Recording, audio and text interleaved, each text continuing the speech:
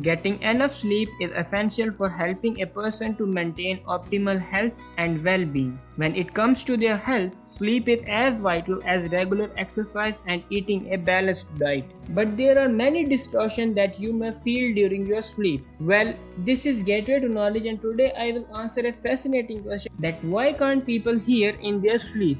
During sleep, our body can decide to ignore sounds, movements, and smells happening around us which might otherwise wake us. This decision making mostly happens in our brain. Although our ears continue to work as usual, our brain acts as a filter and decides whether we should respond to the sound and wake up or continue sleeping. If we wake up, then we can form a memory of having heard the sound. But if we don't wake up, then it is as though we didn't hear anything. This is an extraordinary tool as it protects our sleep so we don't wake up to everything happening while we sleep. But it also doesn't completely shut us off from the outside world, which would be terrible for our survival. Our brain also responds to loud sounds. Louder sounds are more likely to wake us up than quieter sounds. For example, a loud bang from someone dropping something in the middle of the night is likely to startle and wake us, but we will probably sleep through the sound of a mosquito quietly buzzing nearby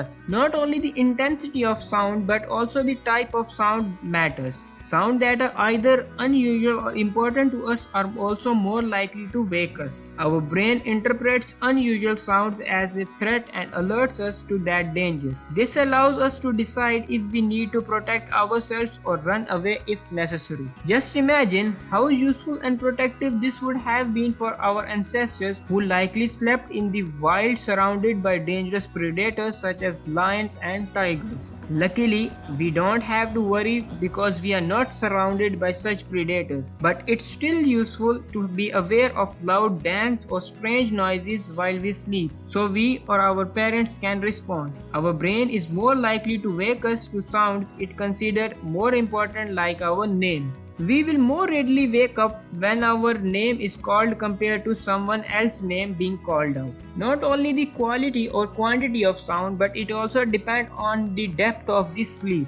When we sleep, we go through cycles consisting of light and deep stages of sleep. We have about 5 to 6 sleep cycles each night, depending on how long we sleep. During light sleep, you will be woken up more easily than during deep sleep. We have more deep sleep in the first half of the night and more light sleep in the second half of the night. Finally, people have very different sensitivity levels towards sound.